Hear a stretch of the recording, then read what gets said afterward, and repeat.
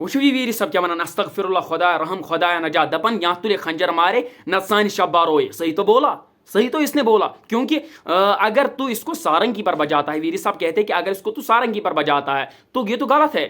नहीं मेरे भाई, आपको मैं अब कहता हूं कि अगर कुरान पढ़ा जाता है, अगर कुरान को भी हम सारंगी पर बजाएंगे, अगर हम कुरान को भी सारंगी पर रबाब पर पढ़ेंगे तो क्या वो सही है? वो गुनाह है फिर पढ़ना, वो तो गुनाह है, कबीरा गुनाह है। तो तू नात, मैं मानता हूं एक्सेप्टेड कि ये नात है, ठीक है, इसने ये जो बोला ये नात है, अब ये नात है, ये जरूरी है कि तू इसको सारंगी पर बजाए। इस ऐसे नहीं गला फाड़ सकता है, ऐसे नहीं इंसान गला फाड़ सकता है और पढ़ सकता है।